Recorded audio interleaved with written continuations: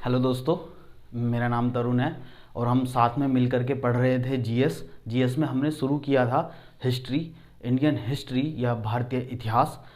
मैंने इससे पहले क्लास जो अपलोड की थी उसमें हमने पढ़ा था इंट्रोडक्शन ऑफ हिस्ट्री या इतिहास का परिचय, जिसमें मैंने बताया था आपको एक अज्ञात पीरियड से लेके या पुरापाषाण काल से लेकर के 1964 तक या पंडित नेहरू की मृत्यु तक मैंने जो लास्ट क्लास छोड़ी थी। मैंने आप सभी को याद होगा जिसने भी पढ़ा होगा। और वैसे मैं आपको सबका तहे दिल से धन्यवाद करता हूँ, आपने जो है पहली वीडियो पे अच्छा रिस्पांस दिया है। आप ऐसे ही साथ जुड़े रहिएगा। और कुछ जो छोटी छोटी कमियां थी उनमें मैंने सुधार किया है। माइक का इस्तेमाल हम आज कर रहे हैं, है ना, तो आवाज़ भी अच्छी जा रही होगी। चलिए शुरू करते हैं। मैंने आपको बताया था जो हिस्टोरिकल पीरियड था या ऐतिहासिक काल था, मैंने उसको 3 भागों में बांटा था। कौन कौन से? प्राचीन भारत, मध्यकालीन भारत या मेडिवल इंडिया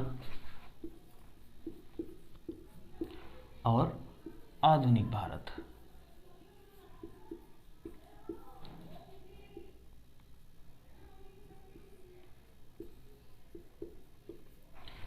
मॉडर्न इंडिया, ठीक है। मैंने बताया था प्राचीन भारत को हम 600 ईसा पूर्व से लेकर के, ठीक है, ईसा पूर्व से लेकर के पढ़ते हैं 712 ईस्वी तक।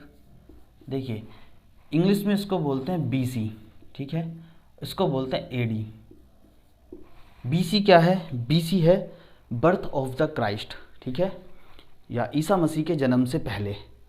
बी एडी क्या है? एडी एक लैटिन शब्द है, इसकी फुल फॉर्म एक लैटिन शब्द है जिसका मतलब होता है एनो डोमिनी, ठीक है। ये एक लैटिन शब्द है। ये जूलियन कैलेंडर के हिसाब से होता है और जूलियन कैलेंडर के हिसाब से अगर मैं 600 ईसा पूर्व की बात करूं तो एक जीरो पीरियड से, जब ईसा मसीह के जन्म हुआ था उससे 600 ईस्वी या 600 वर्ष पहले और 712 ईसा मसीह के जन्म के 712 वर्ष बाद। चलिए देखते हैं। मैंने बताया था इसमें प्राचीन भारत में हम क्या पढ़ेंगे। प्राचीन भारत में मैंने आपको बताया था महाजनपद, मौर्य, ठीक है, मौर्योत्तर काल,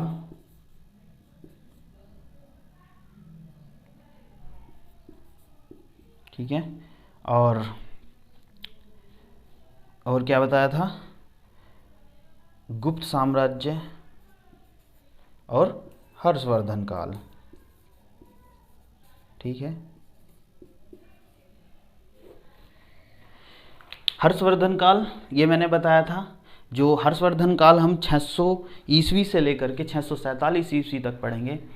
यहाँ तक प्राचीन भारत तक हम देखते हैं कि हमारे भारत में हिंदू शासकों का राज था।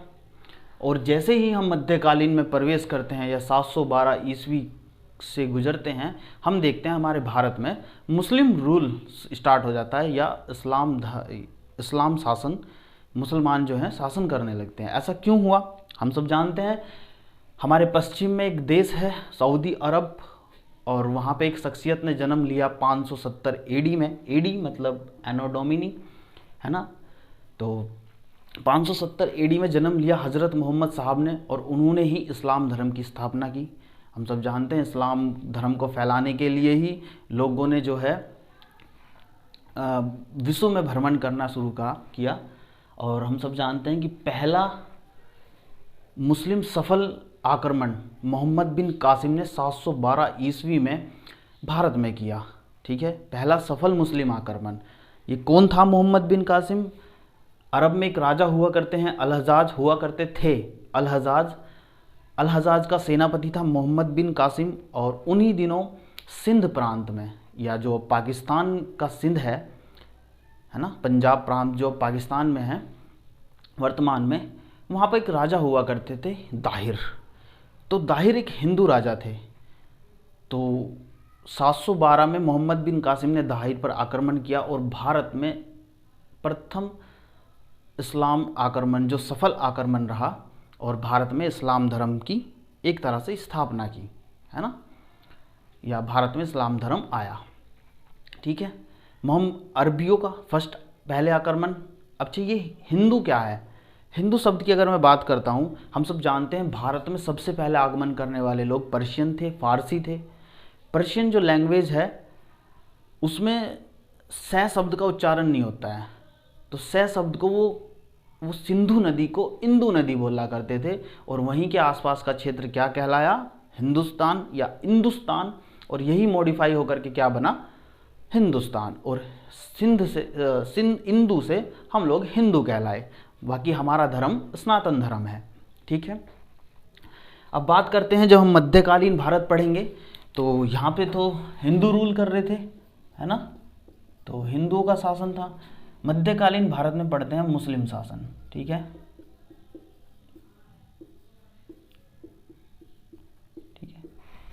तो पहला अरब आक्रमण किसने किया, मोहम्मद बिन कासिम ने। सेकंड होगा, उसके बाद तुर्क आए या टर्किश आए, तो प्रथम टर्किश जिसने भारत पे आक्रमण किया महमूद गजनवी, हम सब जानते हैं। महमूद गजनवी वंश से था। ठीक है, और उसने भारत पे 17 बार आक्रमण किया और अंतिम आक्रमण उसने जाटों पे किया। ठीक है, उसके बाद सेकंड तुर्क आक्रमण करेगा मोहम्मद गोरी, और मोहम्मद गोरी हम सब जानते हैं, जब मोहम्मद गोरी ने भारत पे आक्रमण किया उस समय उत्तर भारत में एक महान मतलब चौहान वंश था, और उस चौहान वंश के एक महान शासक हुए हैं या महान राजा हुए हैं पृथ्वीराज चौहान। और ये बात भी सभी को मालूम है कि पृथ्वीराज चौहान से मोहम्मद गोरी 16 बार हारा, लेकिन फिर क्या था, एक तारीख हुई 1191 में लड़ा गया फर्स्ट बैटल ऑफ तराइन या तराइन का प्रथम युद्ध, जो किस किस के बीच हुआ, पृथ्वीराज चौहान और मोहम्मद गोरी के बीच। मोहम्मद गोरी उसको भी हारा, लेकिन हिम्मत नहीं हारा, है ना, जिद जो होती है, जिद देखो। 16 बार हारने के बाद 17वां बार अगले ही साल 1192 में सेकंड बैटल ऑफ तराइन या तराइन का दूसरा युद्ध हुआ मोहम्मद गोरी और पृथ्वीराज चौहान के बीच। अब कुछ इतिहासकारों का मानना है कि मोहम्मद गोरी ने पृथ्वीराज चौहान को युद्ध स्थल पे ही मार दिया, लेकिन हम सब जानते हैं एक शख्स हुए हैं चंद्रबरदाई, उन्होंने लिखी है पृथ्वीराज रासो। उन्होंने बखान किया है कि उसमें कि पृथ्वीराज चौहान को मोहम्मद गोरी अपने साथ ले गया, और एक 4 लाइन बड़ी फेमस है कि 4 हाथ 20 गज 8 उंगल प्रमाण हैं, ता ऊपर सुल्तान है, मत चूको चौहान रे, मत चूको चौहान। ये सब सभी ने सुनी हुई हैं, कथाएं हैं। ठीक है, हम बचपन से सुनते आ रहे हैं। ठीक है, मोहम्मद गोरी का हम सब जानते हैं, मोहम्मद गोरी का कोई अपना जो है वारिस नहीं था या उत्तराधिकारी नहीं था, लेकिन उसके 4 गुलाम थे, कुतुबुद्दीन ऐबक, यल्दुज, कुबाचा और बख्तियार खिलजी। बख्तियार खिलजी वही शख्स होगा जिसने बिहार की नालंदा विश्वविद्यालय को नष्ट कराया, और कुतुबुद्दीन ऐबक उसका गुलाम होने के साथ साथ उसका दामाद भी था।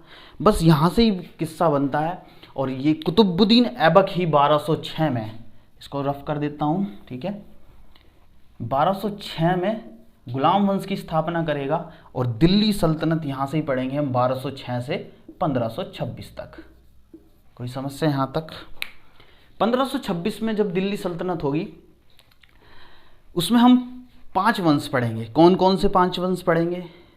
गुलाम वंश सबसे पहले, ठीक है, गुलाम वंश, फिर खिलजी वंश, फिर तुगलक वंश, और सैयद वंश और लोधी।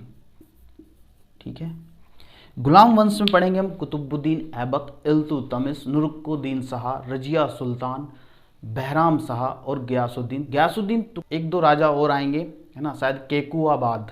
और केकुआबाद जब शासन होगा तो पंजाब का इख्तियार होगा मलिक फ़िरोज़, और मलिक फ़िरोज़ ही उसकी हत्या करके खिलजी वंश की स्थापना करेगा 1290 में। और किस नाम से बैठेगा? जलालुद्दीन फ़िरोज़ खिलजी। और खिलजी वंश में पढ़ेंगे हम जलालुद्दीन फ़िरोज़ खिलजी, अलाउद्दीन खिलजी। ठीक है, इसी के बाद आता है फिर तुगलक वंश। तुगलक में पढ़ेंगे हम गयासुद्दीन तुगलक, मोहम्मद बिन तुगलक और फिरोज शाह तुगलक। सैयद वंश की अगर मैं बात करता हूँ, सैयद वंश में पढ़ेंगे हम खिर्ज कहाँ, मुबारक शाह, मोहम्मद शाह और अलाउद्दीन आलम शाह। लोदी वंश में बहलोल लोदी और सिकंदर लोदी, इब्राहिम लोदी। बस जब इब्राहिम लोदी शासन कर रहा होगा कहाँ, दिल्ली सल्तनत पे, तभी एक शख्स, एक तुर्की शासक या तुर्की से एक शासक आएगा जिसका नाम है बाबर, और दोनों के बीच 1526 में लड़ा जाएगा फर्स्ट बैटल ऑफ पानीपत या पानीपत का प्रथम युद्ध, जो किस किस के बीच होगा, बाबर और इब्राहिम लोदी के बीच। इसमें इब्राहिम लोदी को शिकस्त का मुंह देखना पड़ेगा या हार होगी। क्यों? क्योंकि बाबर तुगलकमा नीति का प्रयोग करेगा। तुगलकमा नीति क्या है जब हम 12 पढ़ेंगे, यह भी बता देता हूँ। उसने एक तरफ बैलगाड़ी रखी, उसके ऊपर तोपें लगाई और एक तरफ नदी की आड़ में और एक तरफ खाई खुदवा दी, मतलब पूरी सेना को घेर लिया गया। उसको बोलते हैं तुगलकमा नीति। ठीक है, चलिए यहाँ से ही 1526 से हम पढ़ेंगे मुगल सल्तनत। ठीक है, दिल्ली सल्तनत खत्म और मुगल डायनेस्टी या मुगल वंश 1526 से लेकर 1707 तक। ये क्या होगा? मुगल। मुगल में हम 6 महान शासकों को पढ़ते हैं। बाबर, कौन कौन से? बाबर, हुमायूं, अकबर,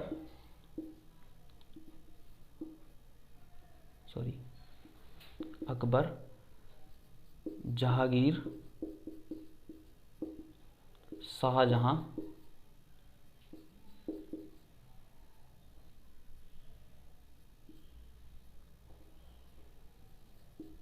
ठीक है, और औरंगजेब।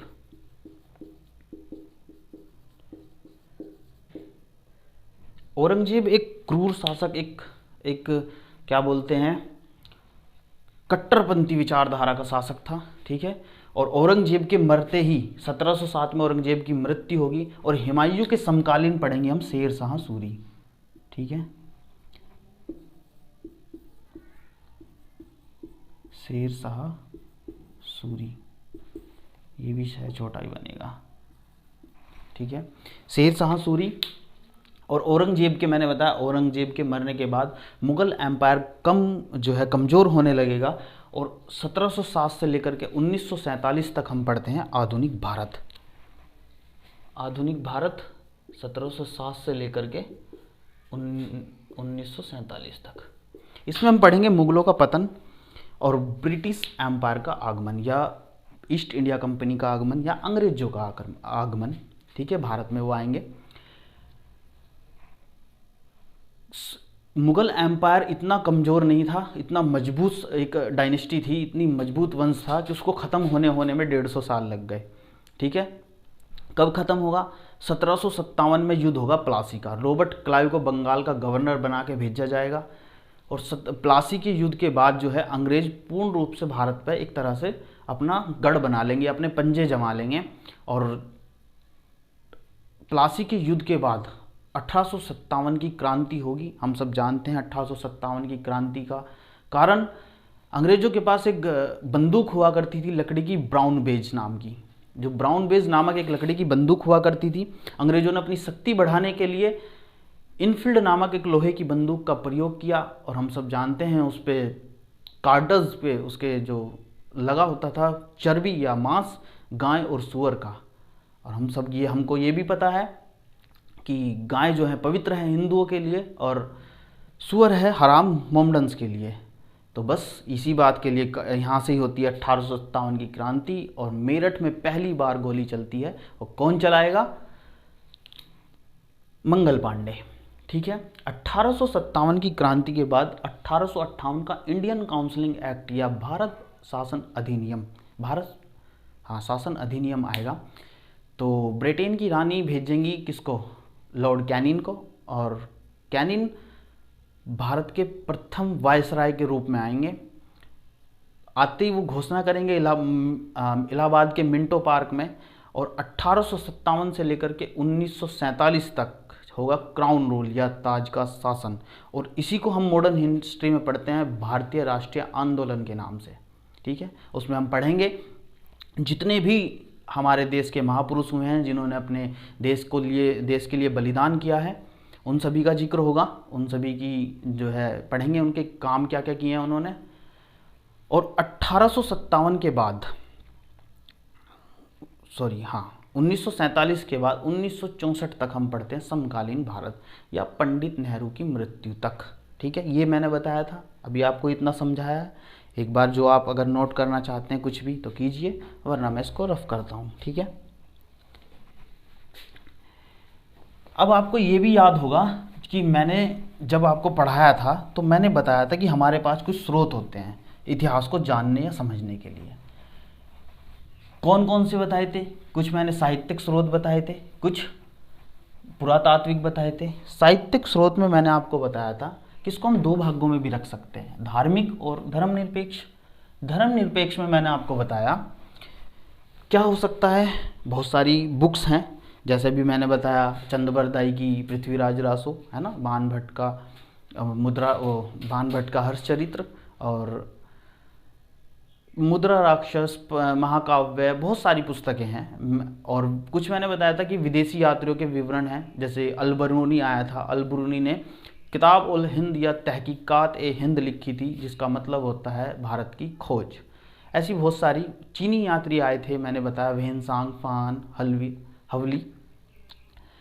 धार्मिक साहित्य में मैंने आपको बताया था कि ब्राह्मण साहित्य हो सकते हैं, बौद्ध साहित्य हो सकते हैं, जैन साहित्य हो सकते हैं। ब्राह्मण साहित्य में मैंने बताया वेद, पुराण, उपनिषद, है ना, और बौद्ध में त्रिपिटक, महावंश, दीपवंश, और जैन साहित्य। तो हम शुरू करते हैं वेद से। आज हम क्लास ले रहे हैं वेद की। ठीक है, हम सब जानते हैं वेद जो है ये एक संस्कृत के विद धातु से मिलकर बना है।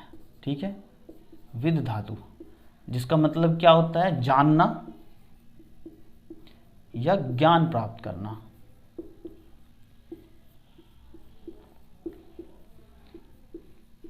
ठीक है, जानना या ज्ञान प्राप्त करना। हम देखिए, वेद जो है लिखित में नहीं थे, है ना, पीढ़ी दर पीढ़ी ऐसे ही सुन सुन के उनको जो है याद रखा जा रहा था, इसलिए इसके कोई लेखक नहीं है, लेकिन इसके संकलन करता है। और इसका एक उपनाम हो सकता है, क्या बोलते हैं,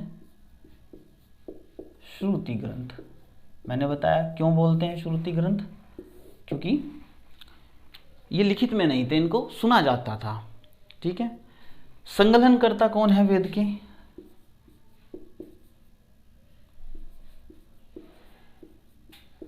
संकलनकर्ता जो माना गया है वो बोलते हैं महर्षि कृष्ण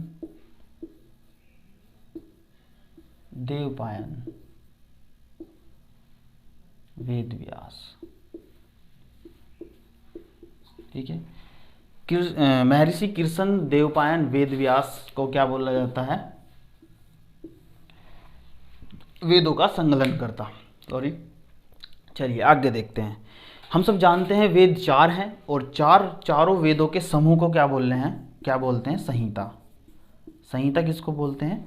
चारों वेदों के समूह को।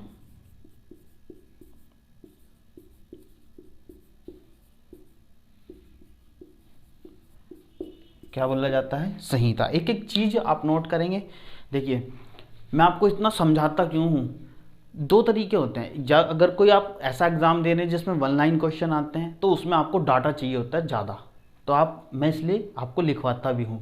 ठीक है, और अगर आप कोई अच्छा एग्जाम दे रहे हैं तो उसमें आपको डाटा इतनी ज़रूरत नहीं है जितना समझने की ज़रूरत होती है। तो चीज़ों को रटना नहीं है, बस याद रखना है ना, पॉइंट से जुड़ी हुई हैं एक दूसरे से, और इसलिए मैं आपको ज़्यादा समझाने की कोशिश करता हूँ, है ना। कहानी के तौर पे हम हिस्ट्री को पढ़ते हैं, बहुत जल्दी याद हो जाती है। चारों वेदों के समूह को बोला जाता है संहिता। अब देखते हैं वो चार वेद कौन कौन से हैं। मैं आपको एक बात बता देता हूँ कि पहले 3 वेद हुआ करते थे। जो अर्थव वेद है, जो चौथा वेद है, वो बाद में जोड़ा गया। तो 4 वेद कौन से हैं अब हमारे पास? ऋग्वेद, ठीक है,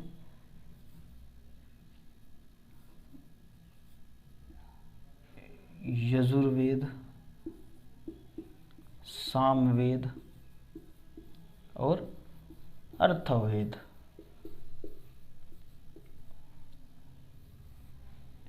ठीक है, पहले ये 3 हुआ करते थे, अर्थवेद बाद में जोड़ा गया, इसलिए इन तीनों को बोलते हैं वेद त्रयी, वेद त्रय। ठीक है, वेद त्रय। कोई समस्या यहाँ तक? चलिए नोट कीजिए। मैं इसलिए बड़ा बड़ा लिख रहा हूँ और इसलिए थोड़ा थोड़ा करके मिटा रहा हूँ, ताकि आप सभी को बहुत कमेंट आ रहे थे कि भाई आप जो हैं थोड़ा बड़ा लिखें और राइटिंग थोड़ी, और आवाज़ की प्रॉब्लम, इसलिए मैंने माइक का इस्तेमाल किया आज। चलिए,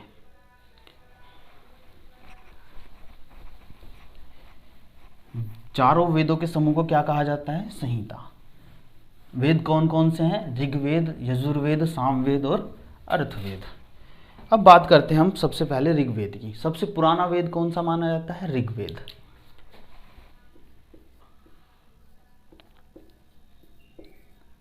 ऋग्वेद, देखिए अगर मैं ऋग्वेद के बात करता हूं तो ये भगवान की स्तुति में है ना, गाए गए मंत्रों का एक समूह है। ठीक है, ऐसा किताबों में लिखा गया है कि भगवान की स्तुति में गाए गए एक मंत्रों का एक समूह है, जिसमें क्या है? जिसमें 10 मंडल हैं, जिसमें 10 मंडल हैं और 1028 सूक्त हैं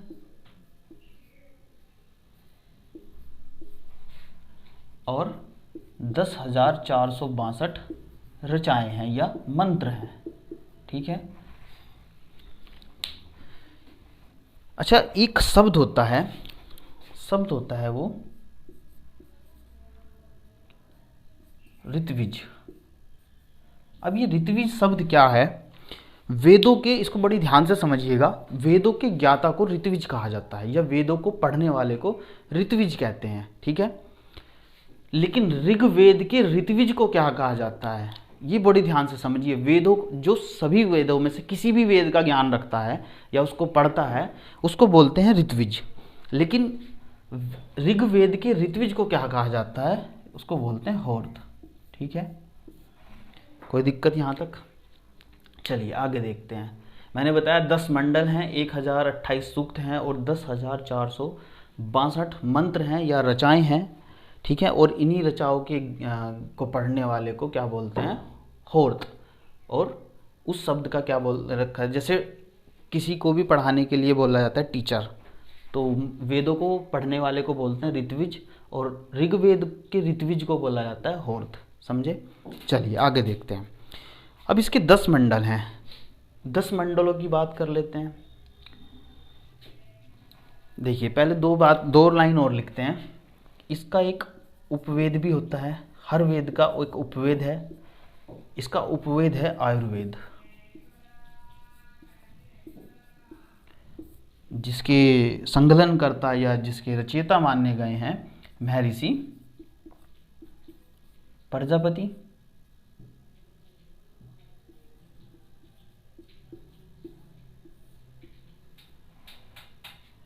नहीं, शायद आयुर्वेद के तो विश्वामित्र हैं। एक मिनट, मैं कहीं गलती कर रहा हूँ, ये मुझे याद नहीं आ रहा है। चलिए, उपवेद के जो उपवेद का ऋग्वेद के जो उपवेद हैं वो हैं आयुर्वेद, और इसके जो ब्राह्मण ग्रंथ हैं या ब्राह्मण ग्रंथ जो हैं वो क्या हैं? ऐत्रेय ब्राह्मण,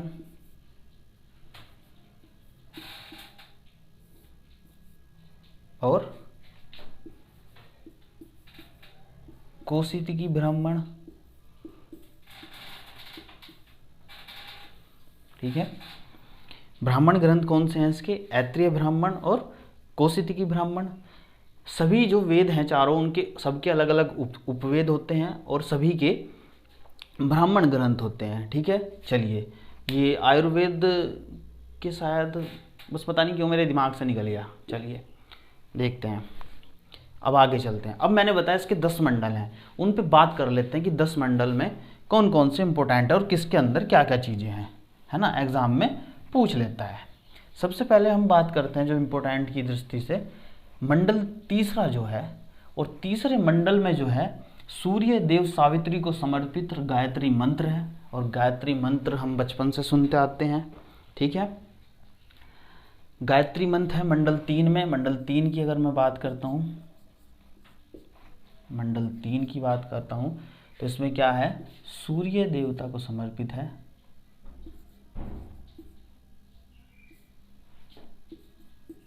सूर्य देव को समर्पित, सूर्य देव सावित्री को समर्पित क्या है, गायत्री मंत्र है।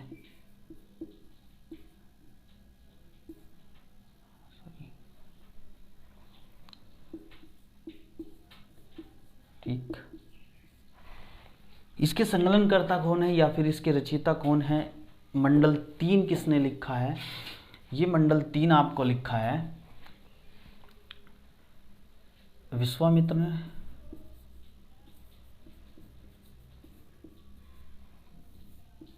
ठीक है, मंडल 4 की अगर मैं बात करता हूं तो मंडल 4 में कृषि का वर्णन है, कृषि का, और किसने लिखा है, वामदेव ने।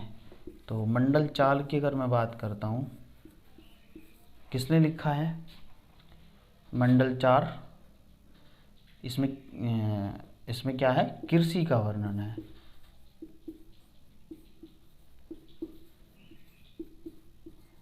और किसने लिखा है, वामदेव ने। ठीक है,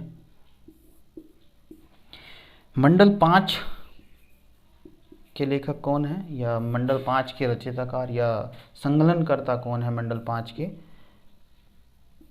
अत्रि। इसी तरह से मंडल 6 किसने लिखा है, महर्षि भारद्वाज ने। तो महर्षि भारद्वाज ने मंडल 5 लिखा है, वो मंडल 6। चलिए मैं अब ये आप नोट कीजिए साथ के साथ, और मैं इसको रफ करता जा रहा हूँ।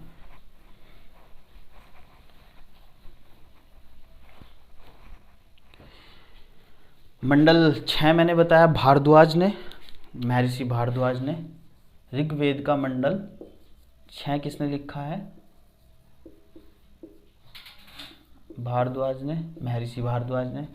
मंडल 7 की अगर मैं बात करता हूँ तो इसमें वर्णन है किसका, दशराज युद्ध का। किस चीज का वर्णन है, दशराज युद्ध। ठीक है, दशराज युद्ध का वर्णन है। अब ये दशराज युद्ध क्या है और इसका वर्णन किसने लिखा, ये मंडल 7 किसने लिखा है, देखिए जो मैं कोष्ट में लिख रहा हूँ वो उसके संकलन करता है। इसके संकलनकर्ता कौन होंगे, मंडल 7 के विशिष्ट या वशिष्ठ, महर्षि वशिष्ठ। ठीक है, दशराज युद्ध क्या है, ऐसा मानना जाता है, इतिहासकारों का मानना है कि ये किसी एक वास्तविक युद्ध पर आधारित है ना, कोई एक। तो जो पंजाब मैंने बताया था, जो पंजाब अब पाकिस्तान में है, ये वहाँ पे युद्ध हुआ था उस स्थिति में, रावी नदी के तट पे। और इसमें एक तरफ तो लड़ रहे थे पुरु कबीले के लोग, पुरु कबीला। ठीक है, और एक तरफ लड़ाई हो रही थी, या एक तरफ से लड़ रहे थे भारत समुदाय के लोग। ठीक है, पुरु कबीले के साथ जुड़े हुए थे उनके कुछ मित्र जो भी उनके सहयोगी होंगे, लेकिन उनके जो सहायताकार थे, उनका नाम था विश्वामित्र। ठीक है, जो उनके सलाहकार थे, वो सलाहकार कौन थे पुरु कबीले की तरफ से, विश्वामित्र। और मैं बात करता हूं भारत समुदाय का नेतृत्व कर रहे थे त्रसु कबीले के लोग। ठीक है, त्रसु कबीले के लोग भारत समुदाय का नेतृत्व कर रहे थे, लेकिन इनके सलाहकार कौन थे, वशिष्ठ, महर्षि वशिष्ठ। और वशिष्ठ ने ही क्या करा है, मंडल 7वां उनके ही संकलनकर्ता को माना गया है, मंडल 7 के संकलनकर्ता को। ठीक है, इसमें हम देखते हैं, इसमें बताया गया है कि जो भारत समुदाय के लोग थे उनकी विजय हुई, है ना। वैसे कोई पूछने वाला नहीं है, लेकिन नॉलेज होनी चाहिए थोड़ी सी, है ना। दसराज युद्ध। बात करते हैं हम मंडल 8 की। मंडल 8 में जो है, मंडल 8 किसने लिखा है? मंडल 8 लिखा है आपका कर्ण अंगीरा ने। कर्ण अंगीरा।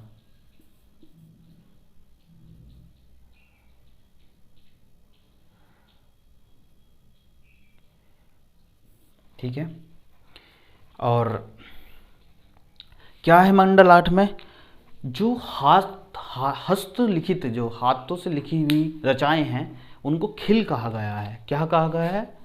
खिल कहा गया है। ठीक है। मंडल 9 की बात करता हूं। आप बस समझिए, देखिए मैं आपको आराम से शुरू से समझाता हूं। मंडल 3 का मैंने बताया कि मंडल 3 में जो है सूर्य देव सावित्री को समर्पित गायत्री मंत्र है। ठीक है। गायत्री मंत्र हम बचपन से सुनते आ रहे हैं। ठीक है। किसने लिखा है? विश्वामित्र ने। मंडल 4 की मैंने बात की, उसमें कृषि का वर्णन किया गया है, और वो किसने, उसके संकलनकर्ता किसको माना गया है? मंडल 4 का वामदेव को। मंडल 5 के संकलनकर्ता अत्रि हैं, और मंडल 6 महर्षि भारद्वाज। मंडल 7 में मैंने बताया कि दसराज युद्ध हुआ, और उसके संकलनकर्ता वशिष्ठ को माना जाता है, महर्षि वशिष्ठ। और दसराज युद्ध मैंने आपको बताया क्या था। एक तरफ तो लड़ रहे थे रावी नदी के तट पे, पंजाब प्रांत में, जो वर्तमान में पाकिस्तान में है, पुरु कबीले के लोग, जिनके सहायताकार या सलाहकार थे विश्वामित्र। और एक तरफ थे भारत समुदाय के लोग, जिनका नेतृत्व कर रहे थे त्रस्सु कबीले के लोग, लेकिन उनके सलाहकार कौन थे? महर्षि वशिष्ठ। और वशिष्ठ ने ही क्या करा है? मंडल 7वां लिखा है। मैंने बताया मंडल 8वां लिखा है किसने? कर्ण अंगीरा ने, या अंगीकारा, हाँ शायद अंगीकारा है ये।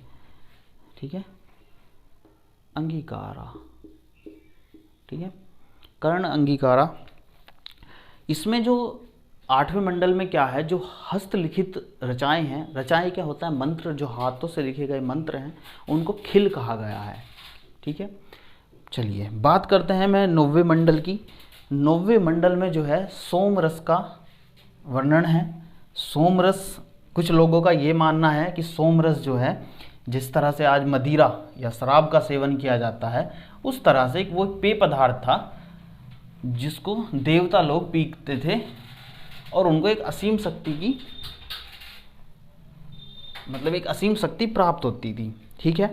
तो मंडल 9 क्या है?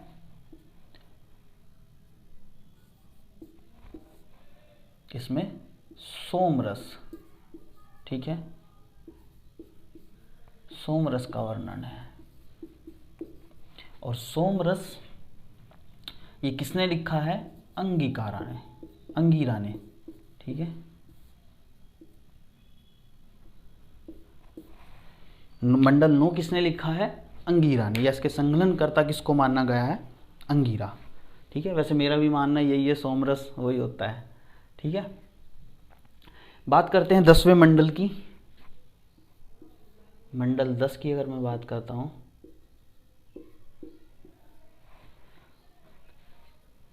मंडल 10 में वर्ण व्यवस्था को पर दर्शाया गया है। हम सब जानते हैं वर्ण व्यवस्था, है ना, ब्राह्मण, क्षत्रिय और वैश्य और शूद्र।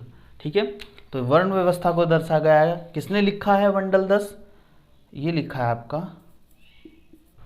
शूद्र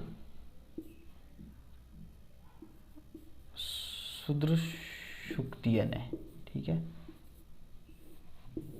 ये इसके संकलनकर्ता कौन है? शूद्र शुक्तिय।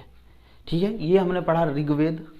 अब हम पढ़ेंगे अगला नेक्स्ट यजुर्वेद उसके बाद, और है ना, और जो है 10 बज चुके हैं, और मैं आपसे माफ़ी मांगूंगा। आज जो है हम मूवी देखने के लिए जा रहे हैं, कश्मीर तो मुझे निकलना होगा। चलिए आज यहीं पे ख़त्म करते हैं। अच्छे से पढ़िएगा, जितना मैंने समझाया है बहुत ध्यान से पढ़िएगा, और हम ऐसे ही शुरू करेंगे। ऋग्वेद के बाद यजुर्वेद पढ़ेंगे। नेक्स्ट क्लास में मैं कल वेद ख़त्म कर दूंगा। ठीक है, धीरे धीरे पढ़िए। चलिए, धन्यवाद, थैंक यू।